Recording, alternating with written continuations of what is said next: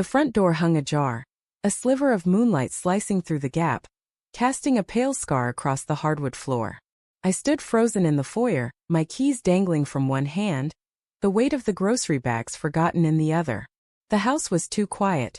No hum of the TV, no clatter of dishes, no soft laughter from Lily upstairs. Only the faint creak of the door swaying in the night breeze, like a breath held too long. My stomach twisted. Not with hunger but with something sharper, something that tasted like dread. I called her name, my voice thin and brittle, shattering the silence. No answer. Just the echo of my own panic, ricocheting off the walls of our empty home. I dropped the bags, apples rolling across the floor like scattered thoughts. The living room was a museum of our life together.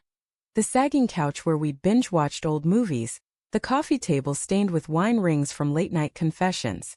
But something was wrong. Her favorite scarf, the red one she wore like a talisman, was gone from its usual perch on the armchair. Her shoes, always kicked off by the door, were missing. My pulse hammered in my throat as I climbed the stairs, each step heavier than the last, the air growing thick with the scent of her jasmine perfume, now faint like a memory slipping away. In our bedroom the bed was unmade, sheets tangled as if she'd just woken up. But her side of the closet gaped open, hangers bare, her dresses vanished. My chest tightened, a fist squeezing my lungs. I told myself she might be at her sister's, or maybe she'd gone for a walk to clear her head after our fight last night. We'd argued about money again, her voice sharp, mine pleading, both of us too stubborn to bend. But this wasn't about a fight. This was absence, deliberate and cold. I sank onto the bed, my fingers brushing something hard beneath her pillow. Phone, not hers, not mine. A cheap burner, the kind you buy at a gas station. My hands shook as I powered it on, the screen flaring to life with a single text thread. No name, just a number. Messages from last week, last month, stretching back further than I could stomach. Meet me at the diner, 10 p.m. Miss you already. He doesn't suspect a thing. Each word was a blade, slicing through the fragile trust I'd clung to. I read them again, hoping I'd misunderstood, hoping it was a prank, a mistake. But the truth was a weight I couldn't lift, crushing the air from my lungs. I don't know how long I sat there, staring at the screen, the words blurring as my eyes burned. Denial clawed at me. She wouldn't do this, not Lily, not after 10 years, not after the promises we'd made under the stars at our wedding. But doubt crept in, whispering memories I'd ignored. Her late nights at the office, the way she'd started locking her phone, the perfume she wore more often, as if masking someone else's scent. I wanted to scream, to throw the phone against the wall, but my body felt hollow like the house itself. Abandoned, stripped of warmth. Downstairs the fridge hummed, oblivious to the unraveling of my world. I forced myself to move, to search for more clues, though every step felt like betrayal of my own heart. In the kitchen I found a note tucked under a magnet, her handwriting neat but hurried. I need to start over. Alone. I'm sorry. No explanation, no goodbye, just those words sharp as a slap. I crumpled the paper, my knuckles white, anger flaring hot and fast. How could she? How could she reduce us to this? A note, a ghosted house, a stranger's phone. I called her, my hands trembling so badly I could barely hold the phone. Straight to voicemail. Her voice, bright and warm, mocked me.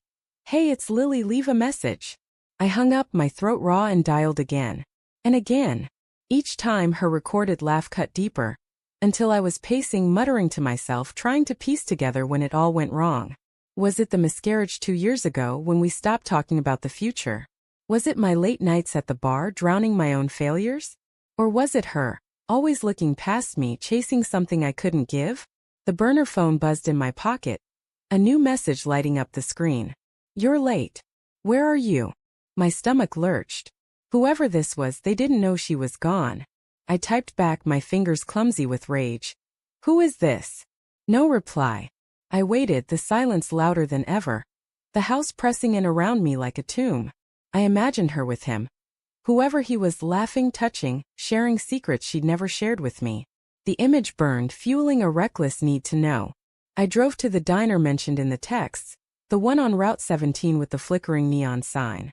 The parking lot was half empty, the air thick with grease and regret.